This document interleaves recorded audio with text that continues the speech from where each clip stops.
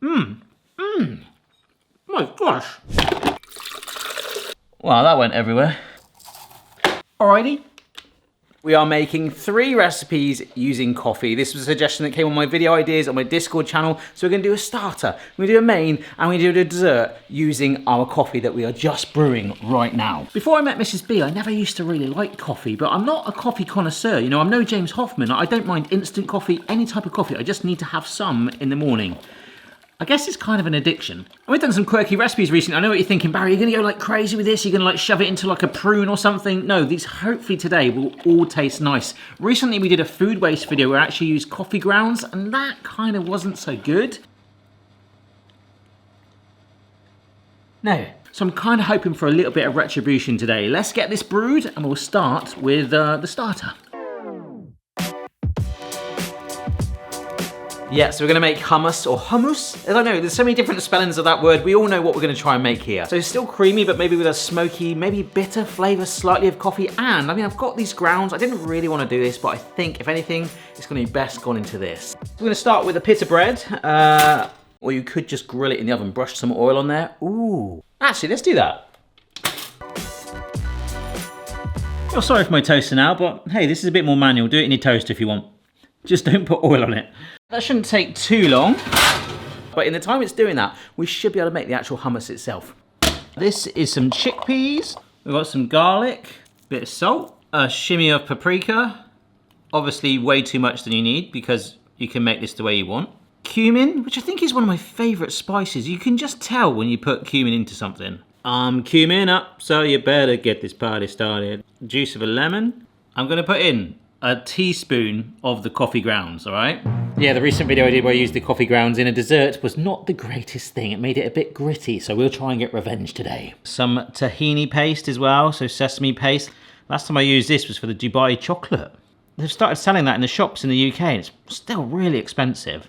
And for the time being, I don't know if I can pour it so you can see it. No, I don't know, no. Oh, you can see a little bit. It looks like gravy going in. Our brewed coffee. Oh, and after a quick 2-minute whiz together, look, that is smooth. Ooh. I met this chap from Israel that made like, I think he was like the Israel hummus world champion or something. Now, he would not accept hummus like that. In his opinion, the art to it is getting it like velvety smooth, almost like a cream. When we buy it in the supermarkets, you do tend to get ones that are smooth like that, but you also get ones with texture. And although I could be whizzing for the rest of the day, I do actually like it when there's like a little bit of bite to it as well. So, that actually smells really good. Yeah, the coffee ground's almost like little pepper granules on it. That's crazy. But this is coffee hummus. But how does it taste? It could go either way, couldn't it?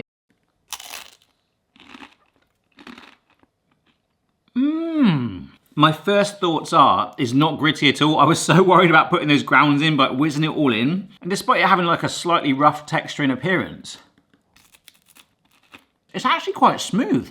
And what I like is the coffee is not overpowering at all. I'm getting it a little bit, it's not too much. I mean, we're putting like 2 tablespoons and a teaspoon of grounds, you know, a fair amount. It's darkened the color slightly, but of course you've still got the chickpeas and the tahini in there anyway. I really like that, and despite my initial reservation thinking, oh, it's a bit like lemony coffee, maybe next time I'd add in a touch more lemon or even the zest. But once you've got it in the food processor, you can play around with it and just make it exactly how you want. And of course, I know it defeats the whole point of this video, but you don't have to add coffee in if you don't want to, and that would be absolutely stonking. But, that is wonderful. Fantastic start. Right. Mrs. B is on her legitimate coffee break from work, so what better than having some coffee hummus? You want to try some? I will. It's got to be better than Frankfurter coffee. Oh gosh, yes. Oh no. Does it still smell? It tastes, I've just used it for the first time since that hacks video, and it just tastes of Frankfurter juice coffee. It's gross. Good crunch, innit?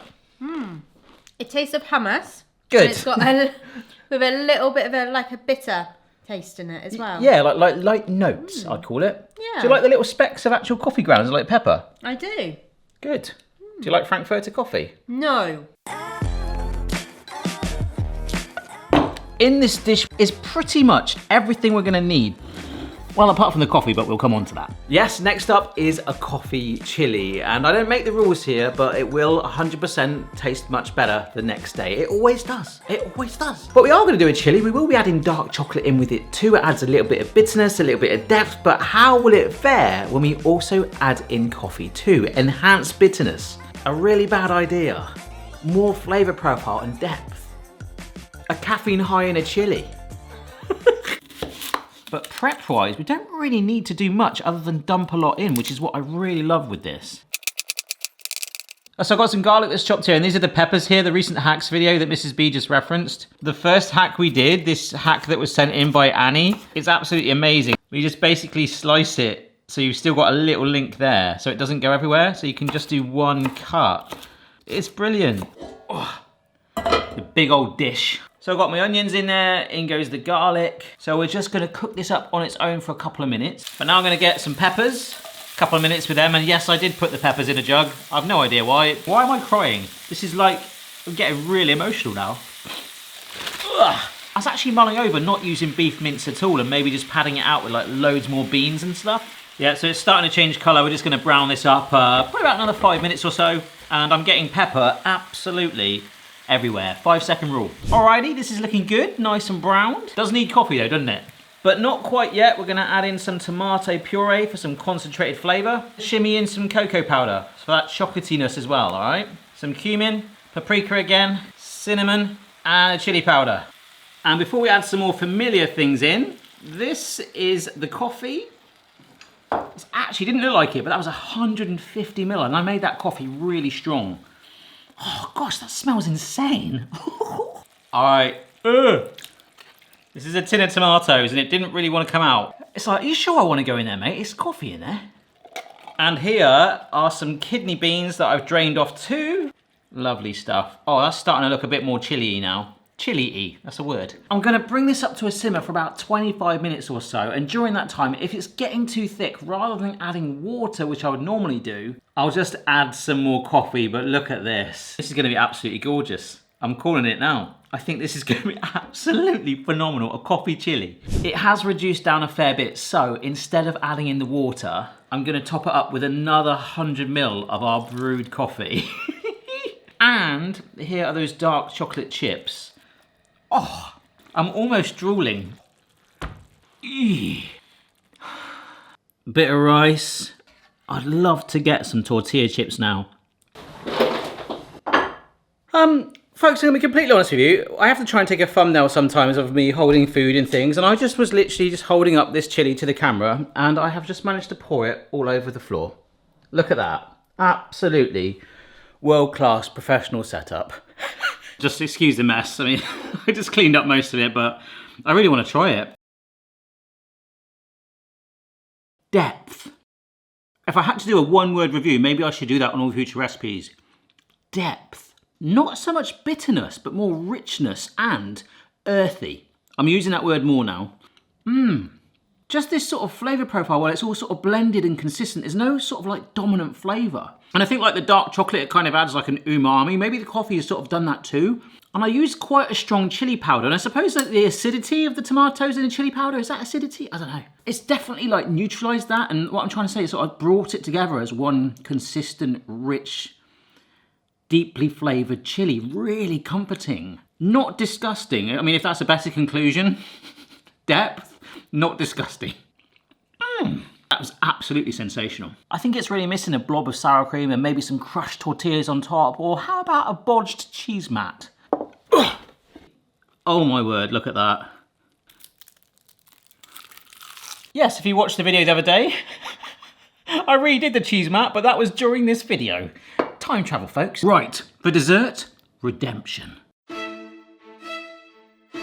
This is redemption. In that food waste video, I did do some coffee ground brownies. Yeah, using these things, and it was all right. It was just that the next day particularly, you could really taste like the grit. It was like chocolate brownie cat litter tray.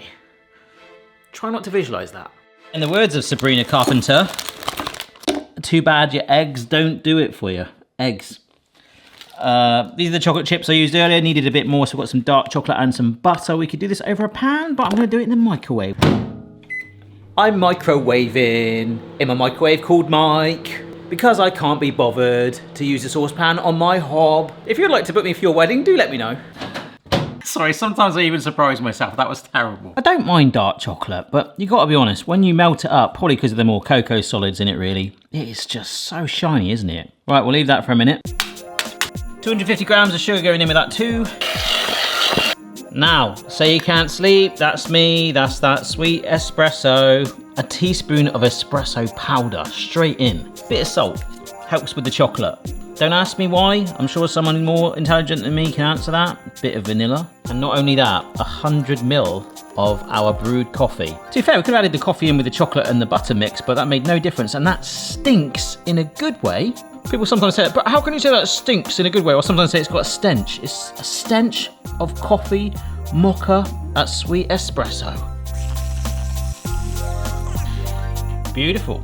Last but not least, this is in plain flour and cocoa powder. 20 centimeters square tin here. You know what, I might actually put just a few salt flakes on the top like that. Don't know, that might be a little bit overkill. It might taste like the sea now. Solid half an hour later, look at that surface, it's starting to catch. I would like to have pushed it a slight bit more, but I'm not sure if it's going to show. There's a couple of like specks where I don't know if that's the coffee powder or something. It's like darkening around some of the edges, but like in the middle, I was a bit concerned about that, but I've put a skewer for it. It's all nice and clean. Oh yes, that is fudgy, look at that. Outstanding. Still slightly warm too. Right, let's try this. Patreon, honestly, that smells really good. Oh, sorry, I've just put it down on a plate there. These are like the middle bits, but I'm loving. You've got the crust at the top and the bottom. The paperiness on the top too, but I'm so glad we took it out when we did. But that lovely fudgy centre. Probably not quite gooey, but still dense, and there's only one way to find out.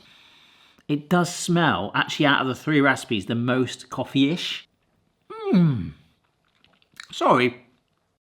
That texture is unbelievable. That is a fantastic brownie. And despite adding the espresso in there and the coffee, I'm only getting like a light, again, that's that depth, that richness. There's definitely the coffee vibes, but also the chocolate, so like mocha. But it isn't overpowering, and again, for some reason, a little bit like the chili, it's sort of just mellowing. It's playing a role of like not giving like a dominant flavour. I can't taste my salt either, so maybe don't do that. My gosh. I think probably my favourite today just because I have a sweet tooth, but that chili was sensational. The hummus I made about 6 hours ago. If I had to rank them, I think the chili would be first because that's just going to taste so good tomorrow. Then the brownies, and then the hummus because, well, I mean, it was just hummus, you just whizzed it. Oh, that's the simplicity though. They were all good. I can sort of feel it in my chest because I've had my morning coffee and I feel like I've had a lot of caffeine through the day, like accidentally. But if you've done any cool recipes with coffee, let me know down below because maybe I can add to them in a future video. And if you do try any of these, I will tell you a recipe type up in full and send a picture on your social media platform of choice. Cheers for watching, and I'll see you later. Bye bye. What do you think of the brownies? I really like them. They're very chocolatey, but you've also got that coffee aftertaste as well.